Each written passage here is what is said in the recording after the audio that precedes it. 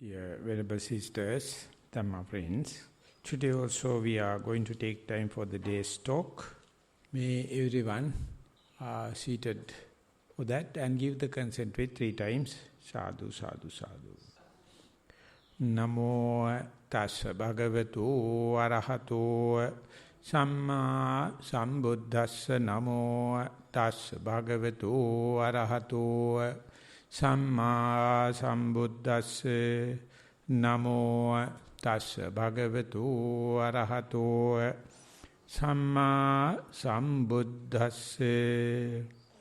Katanca bhikkhave bhikkhu java sampanno hoti ida bhikkhave bhikkhu idang dukkhanti yata bhutang pajanati ida ayang dukkha samudayoti yata bhutang pajanati ayang dukkha nirodhoti yata bhutang pajanati ayang dukkha nirodhagamini patipadati yatha bhutang pajanati. Dear Venerable Sisters, Dhamma friends, today we are going to proceed one step along this Ajaniya Sutta, namely the thoroughbred horse. So, as yesterday also at the beginning I mentioned, to be a king's property, the thoroughbred horse must have qualities. Each and everyone will not be a part and parcel of the king's property. Thus, bhikkhu possessing 4 factors, a king's excellent thoroughbred horse is worthy of a king. It becomes kingly then. The accessory become. It's a king's accessory. Wherever the king goes, the thoroughbred horse also goes as a part and parcel. And recognized as a factor of kingship. If a king is there, king should have these factors, these paraphernalia. One of them is the thoroughbred horse. So it becomes factor. And to be thoroughbred horse, the Buddha says the beauty must be there. It must be beautiful by just like at a glance. Beauty must be there and the strength must be there. That is what yesterday we took as the day's topic. And the third one being, he must have a speed. That's a character of a running horse. And the fourth one is right proportion. Not only just the beauty, so proportionately very fitting. So likewise, a bhikkhu or a practitioner should also have the 4 qualities, otherwise they can't reach the target.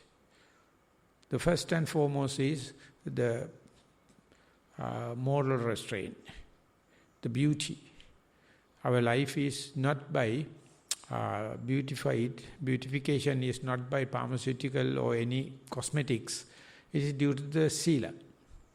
Whenever you possess sila and that the good smell, good arrogance, good the aromatic kind of feeling, everyone can see. There's nothing to advertise. So therefore, he or she herself knows as well as everyone knows. And you can't imitate it. And the second thing is, must have the strength. That's why yesterday we tried to understand there are 4 stages of battling with the defilements. First 2 stages is to get rid of the unskillful, unwholesome things from our life. Then only the mind becomes somewhat purified and can understand what are the wholesome, what are the skillfulness. That's called, first and foremost is sabba papasa karna. And then only kusalasa upasampada.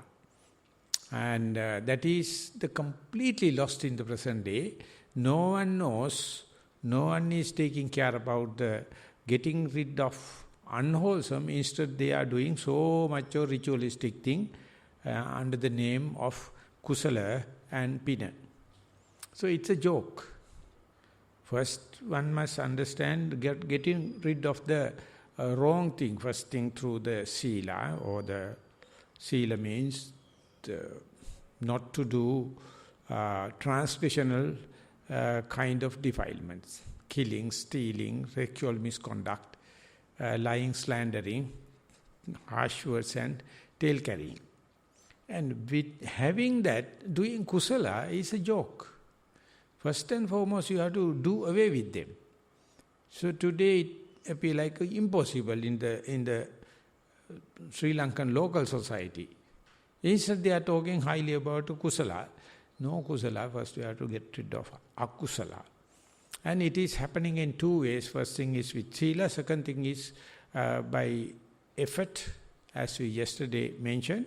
First, you have to keep your stream of consciousness, present moment, free of defilements. That means you have to keep the mind in the non-area, non-domain, or neutral domain, or recurrent one. And then you know, mind is for the moment free of defilements. So that is a great endowment for human beings. No other beings can do it. So knowing that, if we are still keeping the stream of consciousness vulnerable to the defilements, on top of that, whatever you do, it won't lead to a success. It's just like before the operation, before the anesthesia, the patient and the theatre must be disinfected. Otherwise difficult. Don't do it. Don't do it in the kitchen. Operation must be happen in the theatre, not in the toilet.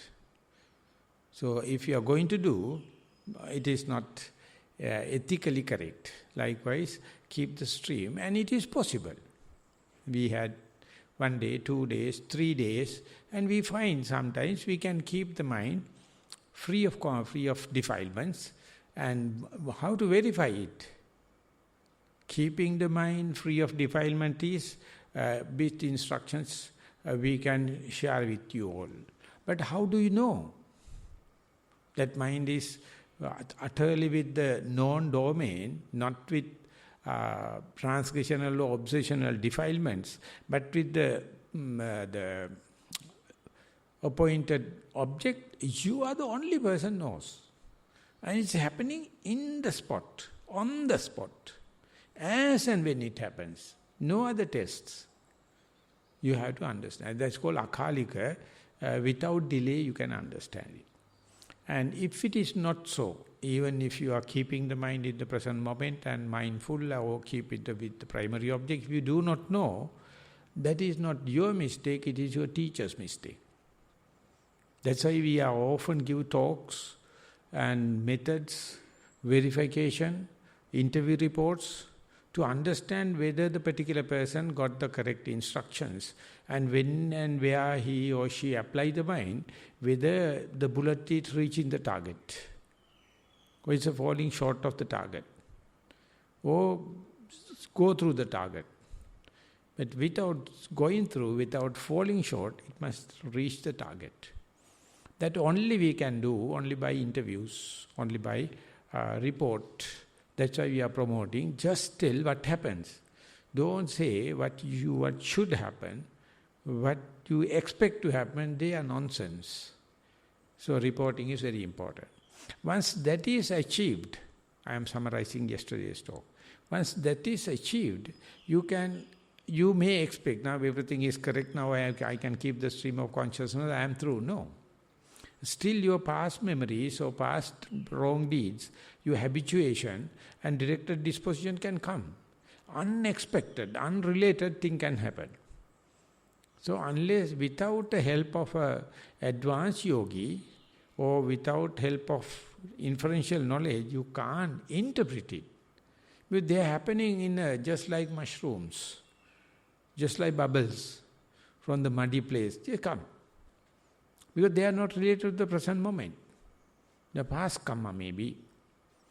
So when that happens, you have to be still patient. For that, you need special kind of energy, endeavorance and strength not to give up your timetable, not to give up your faith, not to give up your exerting of energy, not to give up your concentration with the wrong calculation, not to give up not to think that you are a fool.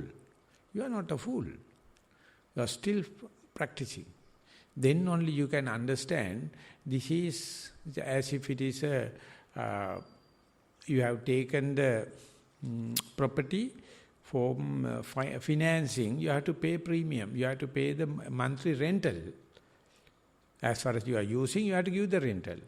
Sometimes that financing business done by your parents, but still you have to pay. This way you understand still unforeseen thing can happen. Still adverse thing can happen. That does not indicate it's a bad omen. It does not indicate that something wrong with you, something wrong with your meditation system, something wrong with your primary object. No. It still can happen. That is the way you understand, you become realistic, you become pragmatic. Once that happens, you see, for that to happen, not to create unarisen defilements here and now, and how to accommodate or how to be with already arisen defilements, then only you will understand what the skillfulness. So far in our samsara or in our life, what were the things we were doing? We were thinking about the past and the future and the other people and other places. Unwanted thing. And still, all world will say you are a very wise person, you are intelligent, but you are a bloody idiot. Because you don't know what is happening in the present moment. You don't know the mindfulness. You don't know how much you are efficient. But they think our service to them is the main thing. Good and well, but you must not be a fool. Attanameva patamam patijaggi janivarya. First and foremost, you have to take care about yourself. That people call as selfish and not social enough. He is just creeping into the forest and finding his own enlightenment. He is not concerned about the others. But the Buddha says, when everyone is bogged down in the mud, who the hell can lift the other person unless otherwise you get out from the mud to the dry place. First go to the dry place. Mind your own business. And then if possible, help others. So this is completely misunderstood today. That is why the world is in trouble now. That's the economy is completely wrong. Our social system is completely wrong. Our political system is completely wrong. They are talking about the good society in the community. They are just exploiting. Buddha says, mind your own business. You go to the forest, find your first thing, and then you can later think about the helping others. That is how the Buddha practiced. 35 years he was in the forest practicing, and after enlightenment, after the omniscient knowledge, he had the fair doubt whether the bloody fools can understand what I am going to say. Because they wanted to have something entertaining, not the truth, not the things as they are. So he is not up to entertainment. He was short and sweet, short to the point. So at the beginning he was negative to talk, to teach. But later made up his mind. That is why we are a little lucky. After 2,600 years, we now gain that knowledge. And do you understand the skillfulness? What is this? What is the skillfulness? That skillfulness, never we are being taught in the academics places or even our religious places. Even if they are going to teach, we have our hesitant. It is not social enough. It is not entertaining enough. It's bitter concoction. How can I drink it? Will it cure my disease? All the kind of doubts. But when that wisdom happens, when that it is going to happen, you will understand not only cultivating it, but to have that wisdom, the social system is not happy. They will outcast us. They will outcast, telling you are not social enough, you are a very selfish bugger, you are thinking about your enlightenment, and this is not what we are going to do. That is how they make compassion forward than the wisdom. Buddha is balanced with the Maha, great compassion and the great wisdom. He usually put the wisdom forward. And then compassion is safe. But nowadays, people say, no, you have to be compassionate. That compassionate is coming out of hatred. That compassion is coming out of hate. So therefore, ultimately, you may be doing harm. But whatever you do with the wisdom, you are refining, purifying yourself. That skillfulness is number 3 in your effort. And it's a completely new thing. It never we have never thought. That's why it is against the grain. It is never along the grain. It is not along the flood. It is against the grain. So that is why it's very rare. Very, very rare among the population and very, very rare among our thinking or our consideration. We generally consider the parallel way with the other common beings, but this is not like that. This is completely against the grain. And once that established, you have to think about how to cultivate it. This is just the seed germinated, but it has to grow. It has to branch out. It has to flower. Fruition can happen. So this is the 4th thing, developing or cultivating whatever may be the good qualities or skillful things, wholesome things. Then you will understand so far in the life what we were thinking as wholesome is utterly useless things. Now you can understand with this new light, with the new mindfulness, with this effort, this is what we have to do. Now with that, the Buddha says the 4th character is the Java Sampanna, is translated as speed. Horses not only have the strength, have the speed, I would like to say it's the acceleration. It's the propensity, the accelerating power. Not the mere speed, mere strength. It must be accelerating, cumulative power. So that is something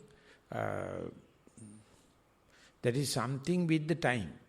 As it gains continuously rotating, it gathers the momentum, just like a flywheel in a diesel engine. It is rotating. Even the engine stops, the flywheel will run. So that kind of a thing in our day-to-day life, at the beginning hardly we find time to understand the mindfulness. And then with so much of personal effort, we can allocate 5 minutes daily, 10 minutes daily, 30 minutes daily. Because we have so much of workload, burden. And we give the priority for that. With that, once you develop this regularity, that is called regular practice, then only you can understand. If you start with 5 minutes, it's easy to make it 6 minutes. Easy to make it 10 minutes. And slowly it is growing, just like a root growing underneath. By looking at the earth, there is no space. But you can see how the root is growing. It's growing with a hair-like things are just going and it's expanding. Ultimately it becomes very big roots. Like this, it is developing. When it is developed, it holds the whole tree. Not only giving the nutriments, not only give the sap, but holding the whole tree. Likewise, you can develop the energy. Whatever the difficulty happen, you never give up your timetable. The Buddha says the opposite of energy is the lethargic and we call lazy bones. The Buddha gives 4 factors. Along you can understand it is too cold. You say today is not too good for meditation because too cold. Or you say it is too hot. Hardly you come to the comfort zone. Always telling it's too cold or too hot. You can't. Or sometimes you get very hungry. Or you get stomach full of eaten. I am after the meal, so I can't do it. So you take excuse with the meal. Or before going a trip, or after coming a trip. Before going trip, I can't meditate because I have to prepare my traveling bag and paraphernalia. Therefore, you miss the bus. And after coming also, I am very tired. So therefore, I have to take rest. And the other thing is, before becoming sick and after recovering. But if you are an energetic person, all the four things, whether too hot or too cold, before the trip or after the trip, before the sickness and after the sickness, before the meal and after the meal, you can see how the mindfulness was working, how the breath is working. You have to just see the breath. Whether you look at it or not, breath is happening. So you can see before the trip, with the tension, how is the breath? It's a short breath or long breath. Short breath becomes long or long becomes short. What kind of a thing? And after the trip, what is the kind of a breath? And before the sickness, after the sickness. So these things Buddha says in an energetic person, that is the way he never makes excuses. He make a point. During the trip I had very rarely I got the chance to meditate. So after the coming I have to give a thorough timetable. And after the meal or after the cold or heat waves, you have to do it. So then your comfort zone is increase. If you are not developed mind, you have very thin comfort zone and it very hardly you can earn it. You see today people, they can't walk barefoot because they are so accustomed and they can't walk. They are always asking for three-wheeler or tuk-tuk. Otherwise they are finding fault with people. Too much of rain, complain. Too much of hot, complain. They are expecting everything out of the government. Expecting everything from the sky. You have to think about the future, our past generation. How they were doing all the big cities in the Anuradhapura and kind of, no cranes, nothing, no gadgets. They were doing it. But today, I'm still sorry for the younger generation. Your generation is killing them. You never allow them to have this their life. Out of love, you give every facility. Ultimately, they love the tablets than you fellows. They love the cell phone than you fellows. Whenever the phone is removed, they will ask, are you my mother? To remove the tab. Tab is better than you. The cell phone is better than you. Which you are misleading, because you are not living an exemplified life. You are not down to earth. You don't have common sense. To have the common sense, you must have the capacity to bear up with the heat or cold, hunger or too much of food, before and after sickness, and before going and coming trips. Otherwise, you have so much of excuses.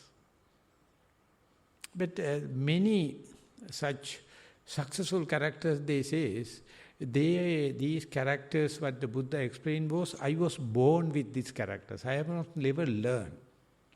I had the positive thinking. Whatever happens, I never give up my timetable. But still, by giving a sermon and introducing, some people will get encouragement. You can't be lazy bones in practitioners, as practitioners. You have to face-to-face with challenges, but still maintain the timetable. With that only you can think about the speed, the acceleration, and the momentum. And once that momentum happens, it's exceeding human qualities. The Buddha attribute that acceleration to the see things as they are. Otherwise, for example, when the electrons are rotating so fast around the nucleus. If you are sluggish and waiting, you can't see the electron and proton or positron. You have to go with the microscope or electron microscope. You have to go close and you have to be very immediate with it. Otherwise, how can you see? Even if you see at the cloud. You have to be with it. If you wish to see the tiniest most particle, Hebron particle, or something people say God particle, you have to be with it with the speed. Then only you can see. Being on sluggish on your bed and just looking at, you can't. So therefore, if you wish to have good, noble friends, true people, you have to wake up. You have to catalyze yourself and be up to them. Otherwise you will see the world is very bad, they don't have any moral shame and the moral fear, everyone is very naughty people. I can't associate anyone because you are naughty, that is why. Otherwise the world is fair enough amount of true people and fair enough number of noble people. But you have to be up to them. Be with that.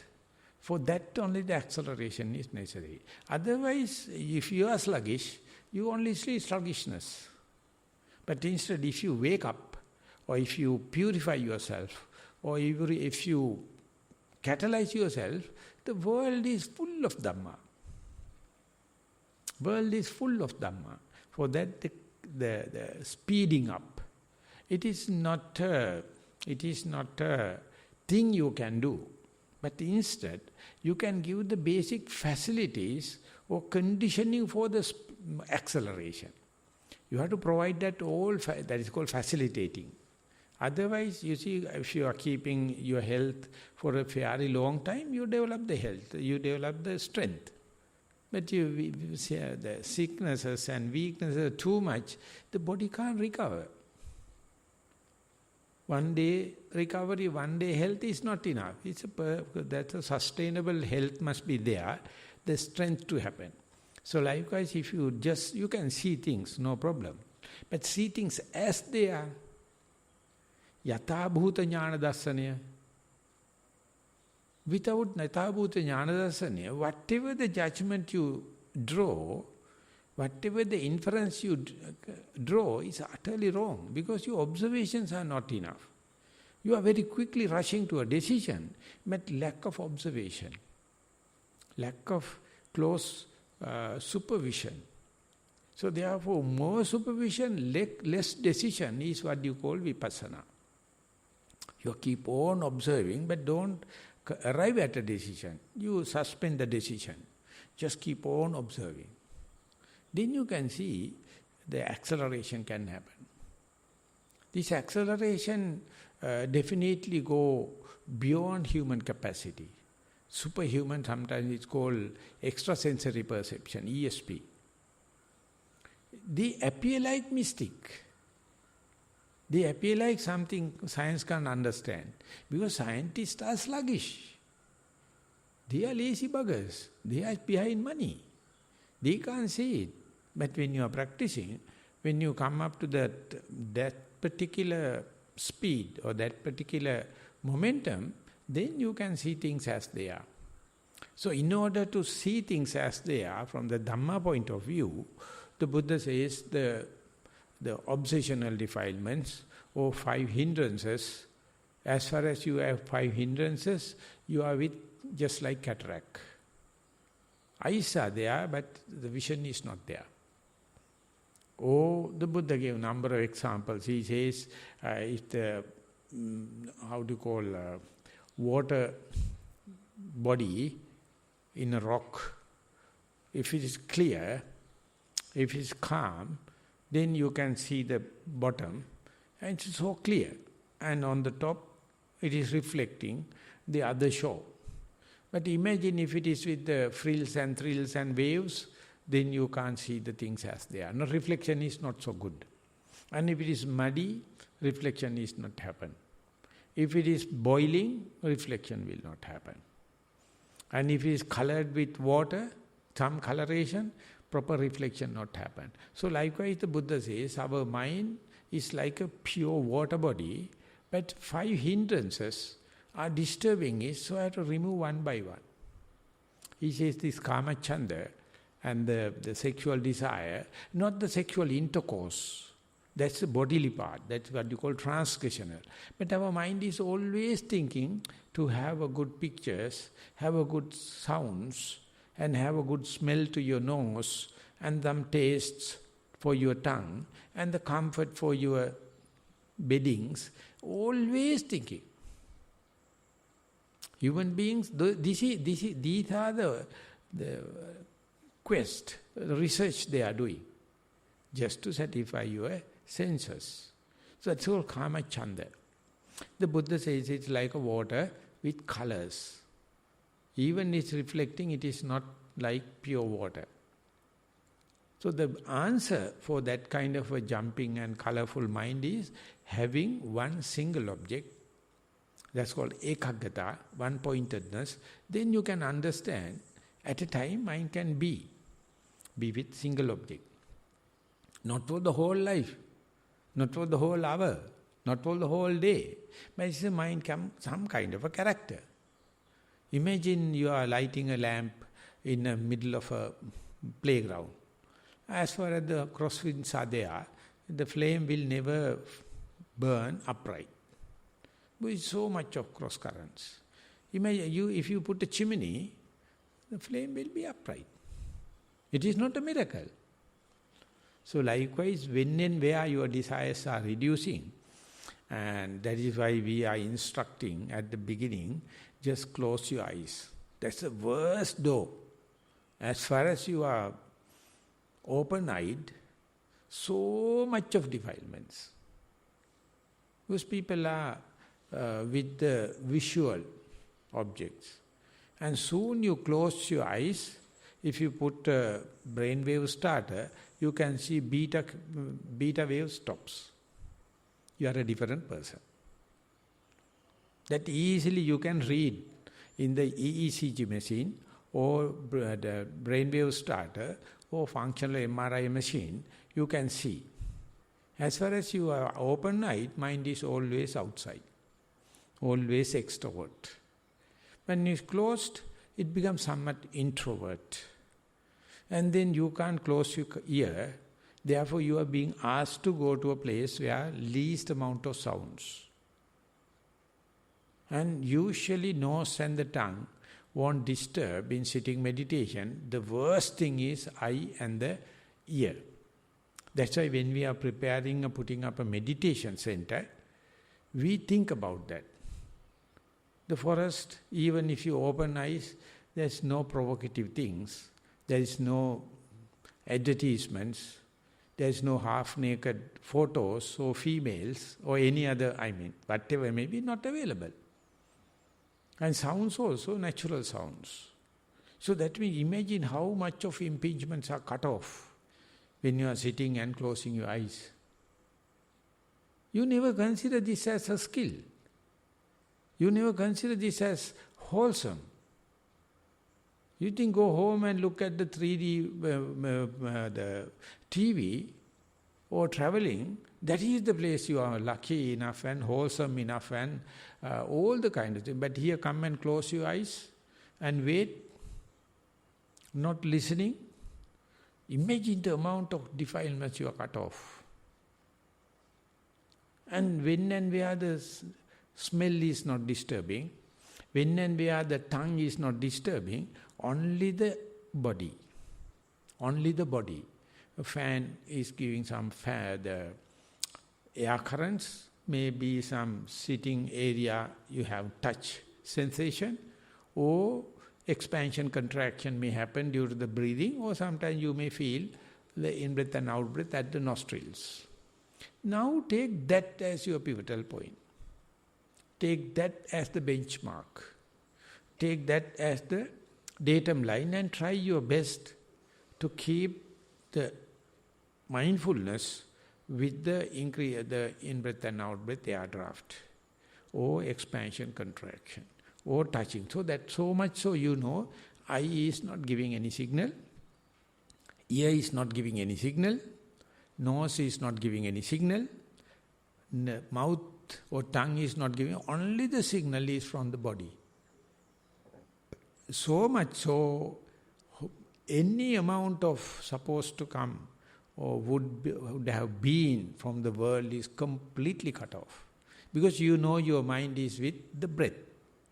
That is also specific. It is in-breath, not the out-breath.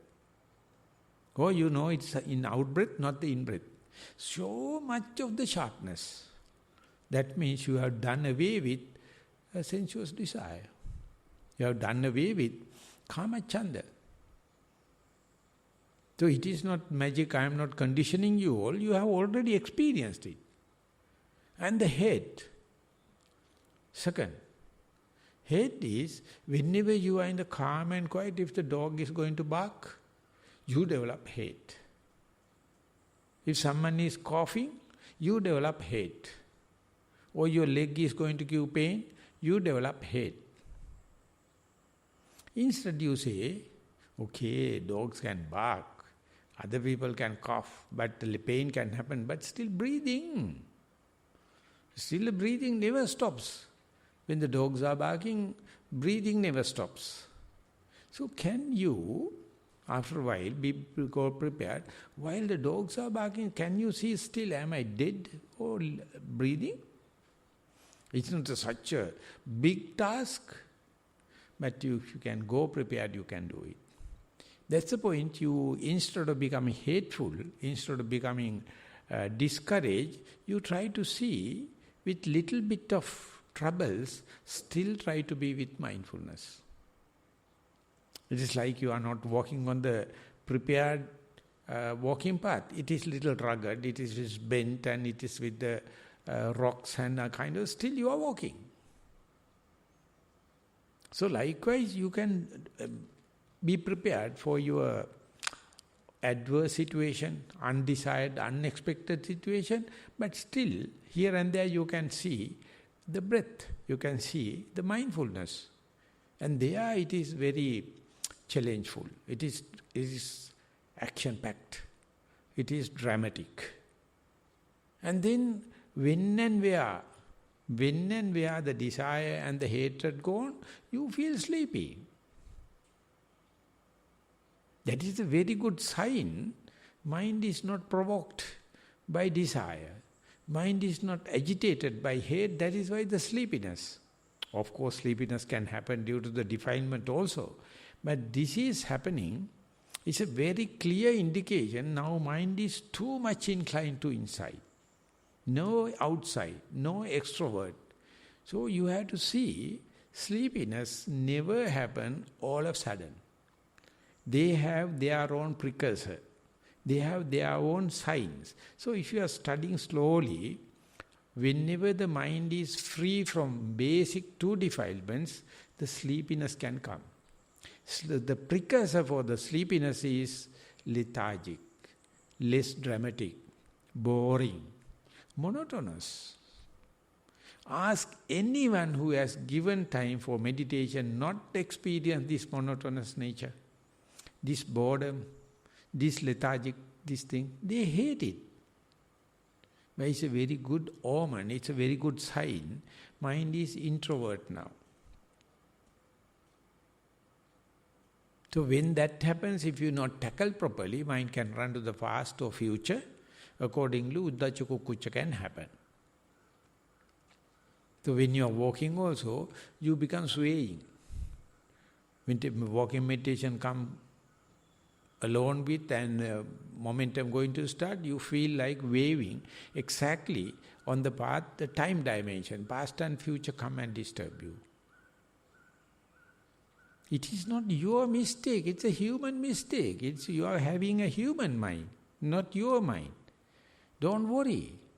Instead learn how the Uddacha is working, the past memory is working, disturbing, how the future excitement is disturbing. So you have to learn then and there. And when you go prepared, they are not so virulent, they are not so inflicting. You can understand it because your comfort zone is little higher. The last and the worst is the doubt. Is my teacher is the best? Is my object of meditation is the best?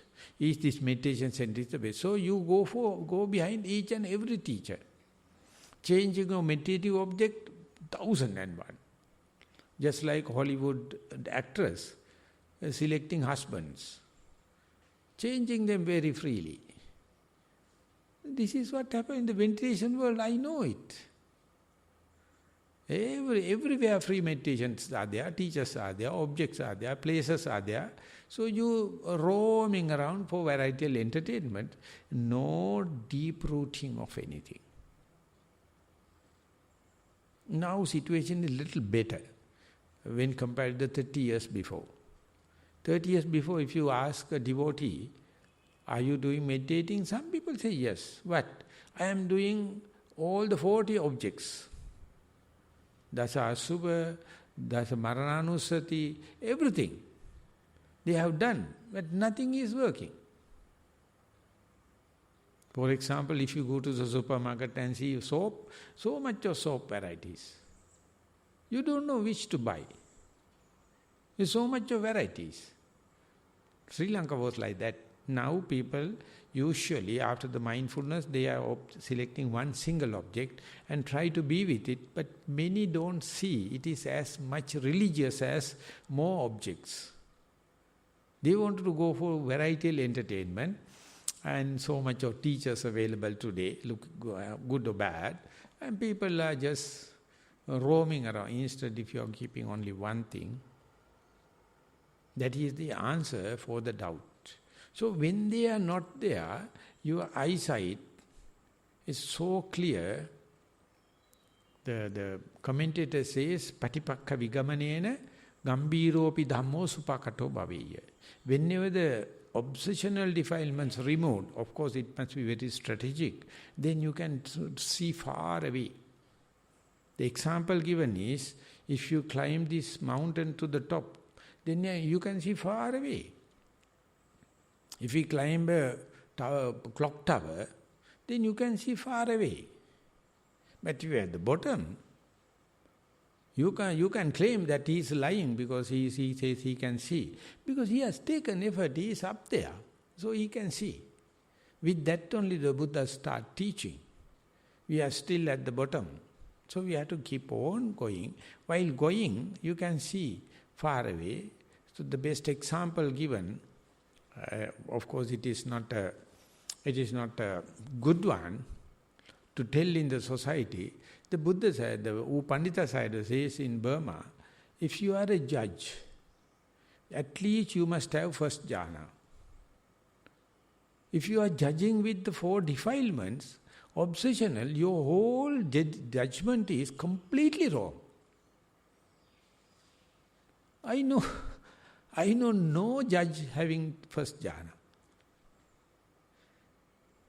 Even the Supreme Court judges. They don't have that capacity. And they are judging about others. Jesus Christ says, if you judge about others, the devil will judge you. Don't be judgmental about others. That is none of your business. You have to think about the present moment, not the judging other people. But today what happens, you see? So last time I went to the bar society, in bar association in Kandy, I told them, you people are lawyers and you think you are judges. You are still following Roman Catholic law. Even in the Rome, they are not practicing it. You never think about the Buddhist jurisprudence. No. Because we are in the English law. It's better than to apply into Sri Lanka. And accordingly, there's no place for forest monks. You civilians, you don't know. Living in the forest is illegal. I told the president, this whole island is offered to Sangha, but we live in the forest, we are doing something wrong. There are 3 cases on the court now.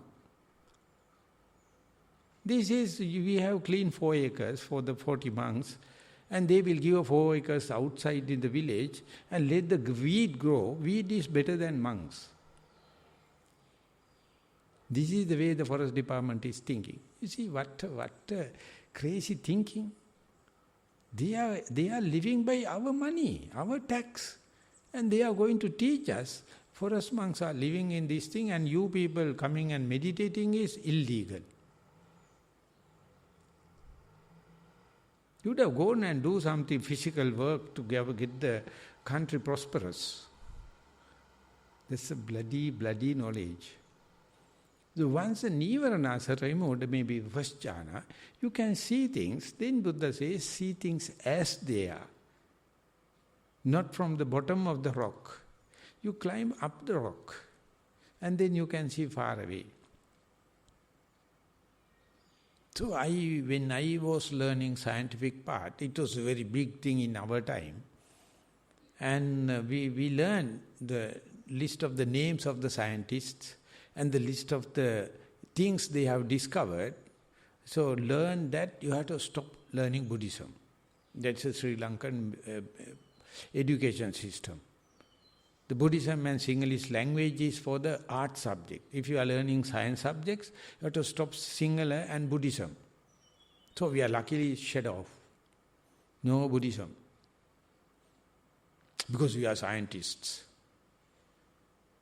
They are just art subjects. So in the second year, I met one foreign monk and he told, you bloody fools, full of Sri Lanka, they don't know who you are.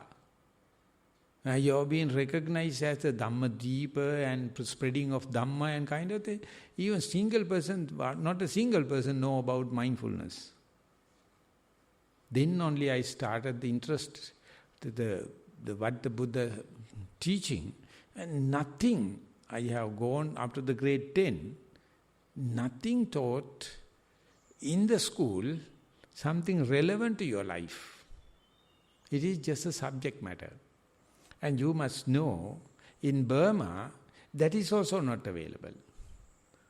Because the government think, if the monks are teaching population, they will rebel against the government. Therefore, they cancel Buddhism as a subject. So, Pandita side only started after 32 years ago, Buddhist cultural program, young children, he ordained for 1 month per year and teach them. Otherwise, they don't know who is the Yasodhara is, who is the King Suddhodana is, who is the Rahula is, because it is being banned. Burma is a Theravada country. So this is the way our policies, this is the way our syllabuses, this is the way we are being taught. But it was not too late for me to understand at the second year of my life, university life, to come into a pragmatic part of the mindfulness. Then I decided, no more jokes. I put the full time for this kind of thing. My whole family against me. Whole batchmates and the university is against me because they say I am learned from the free education. Now I am thinking only my liberation and therefore I am very black sheep. I am not a good product. This is the way the world. I know you also have possessing that kind of a foolish ideas. So much so, you can see things as they are. So whatever when you are meditating, the truth of suffering happens, you consider it as something wrong. When the pain happens, you ask, Bhante, how can we remove the pain? So I have to give a list of painkillers. Never they think this is a part and parcel of the truth of suffering. And when and where you see the beginning of the something, that's the second truth of suffering. And whenever someone is asking, not only the beginning, just see the end also. You think enemy is the death. How can we see at the death? How can we see the cessation? How can we see the disappearance? How can we see the depreciation? How can we see the tapering off? It's unauspicious. Truth, the truth also out. So how can that be a path leading to the liberation? So therefore, in Sinhala, we call Pamini Duk Panirahai. Whatever come along your way, you must understand, express it in a positive language. Express it in a pasanna manasa, the delightful mind or glad mind. Whatever the suffering happens, then only one day you will understand the truth of suffering. Otherwise you will keep on complaining, I can't meditate because of the back pain. I can't meditate because of the sounds. I can't meditate because of this and that and that and that, all the list. But the day you understand, this is the way the truth of suffering is appearing in our meditation, how much I can be with it? How can I face to face it? How can not to hate it? I am not asking you to entertain it. I am not asking you to self-mortification. I am asking whenever it happens, just be with it. You know, we are in the third, we were in the third wave of the corona. And now Sri Lanka, we have forgotten completely. Corona gone. No one is wearing masks. But in China, they decided zero corona. Hell of a problem. Hell of a problem. Not a single person can be. If it is a whole district will be covered, now it's a hell. You have to put up with corona. It's just cough. Nothing. It is nothing. Tell me any specific symptoms only corona is having.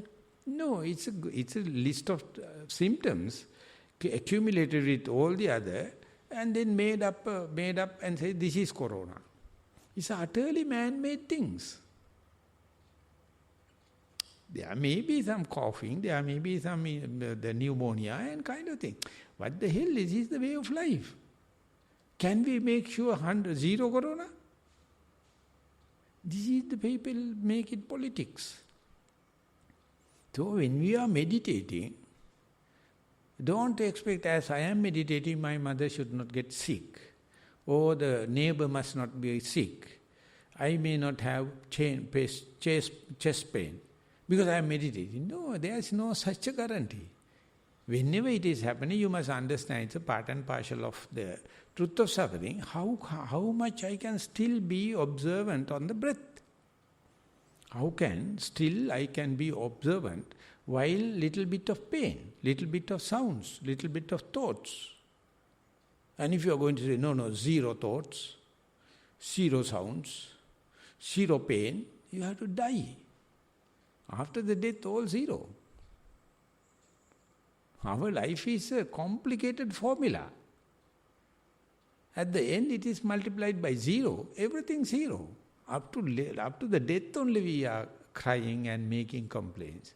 So for the sake of mindfulness, or so for the sake of acceleration, just tolerate little. Forbearance. Then only you understand your personality. Otherwise you are utterly dependent. It's a beggar-like mentality. No. It's good for normal horse, but the Kingsley horse can't. You have to understand you are one of the monks, either bhikkhu, bhikkhuni or upasaka, upasika. Then you have the tolerance capacity. And that's a very clear indication, whatever it happens, how much you can be with it and how quickly you can come back to your normal mindset. That is called resilience. That's what Richard Davidson introduced. Anything adverse happen, how quickly you can come back to the normal level, that is called resilience. And some people are born with. Some people can activate by a talk. That's why the Buddha was giving sermons. So you have to understand why you are sitting on the chairs. Why can't you sit on the ground? Maybe it is difficult, yes.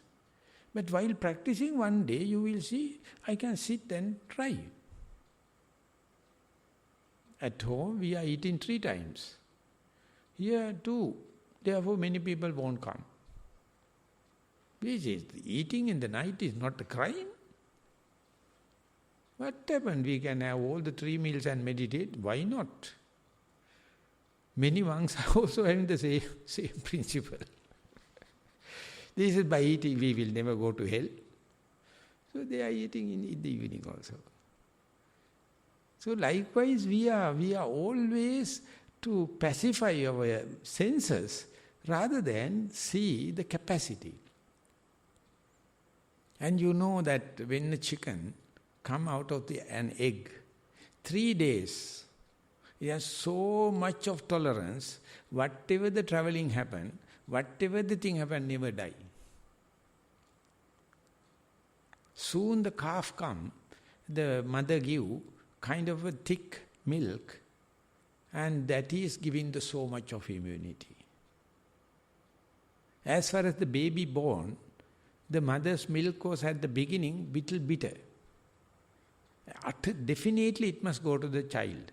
And then they are developing the immunity. And after the 6 years old, we can tolerate many. After 6 years, we are utterly losing. Because we expect everything must be, air conditioning must be there, the car must be there, injection must be there, oxygen must be there, glucose must be there, artificial respiration must be there. Why not? You will never be a king's horse. You will be just a wild horse. So bhikkhu or a nun, 2 characters, never complain. And the second thing, never demand anything. Demanding and complaining is slavery.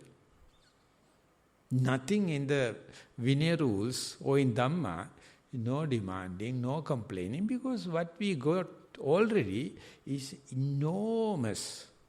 To see, use this to understand the Four Noble Truths, you must not have just the strength, you must have the momentum. You have to run with the same speed, then only you can understand how quickly the electrons and protons are working, how quickly society is changing, how quickly in-breath and out-breath changes, how quickly in-breath to in-breath changes, out-breath to out-breath changes.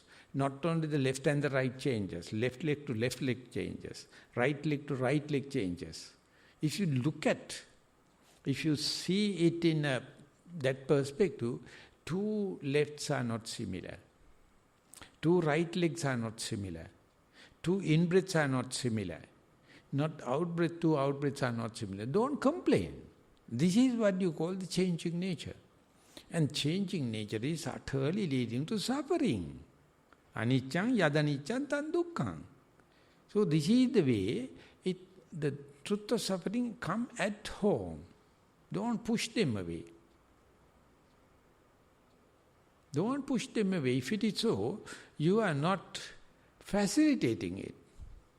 So whenever the acceleration happens, you can understand so far how much the messenger of the suffering came and we were not happy. We were chasing them away. Don't come. But the day you understand, you see, it is ever visiting. Truth of suffering. The moment you start the look at it in the correct perspective, your personality, your comfort zone, your immunity increasing at a rate. It is increasing at a rate. O Pandita Sayadaw, just before passing away, he told, you won't believe the way the mindfulness is developing the acceleration.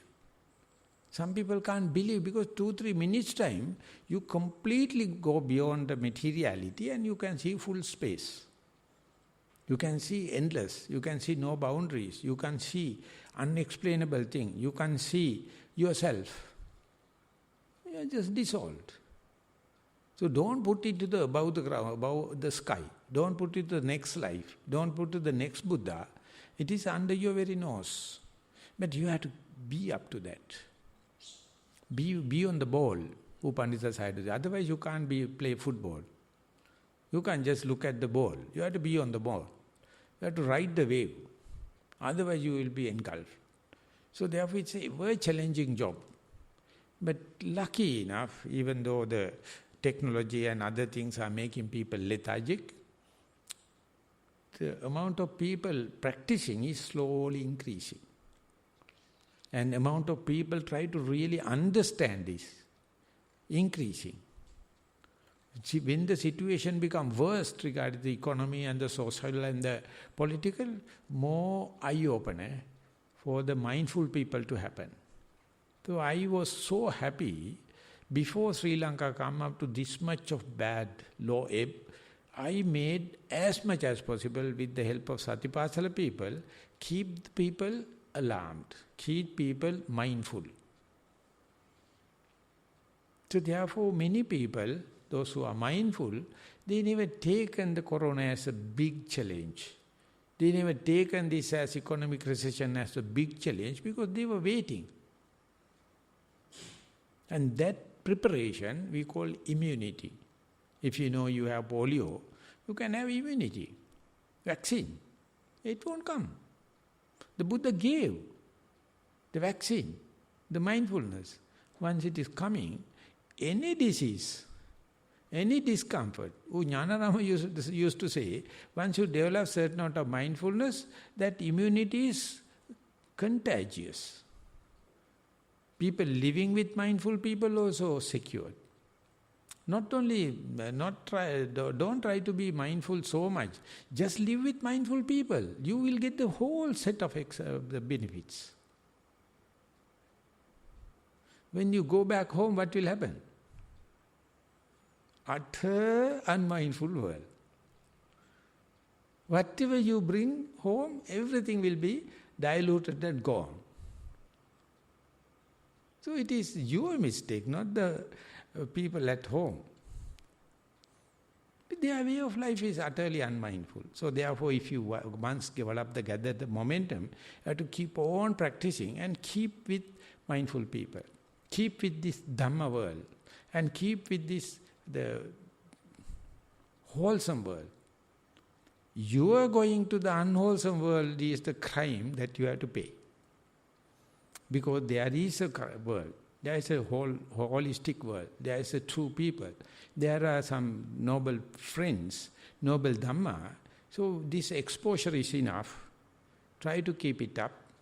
And I am happy present day because many are reporting like that. I hope you also will join our team and we call Conscious Army. We are in the Conscious Army. Let the world ruin, but we make it a point to be on the ball, to be riding the wave. Then our life will be very dramatic. Wishing that, I would like to sum up the day's talk. Thank you very much for listening.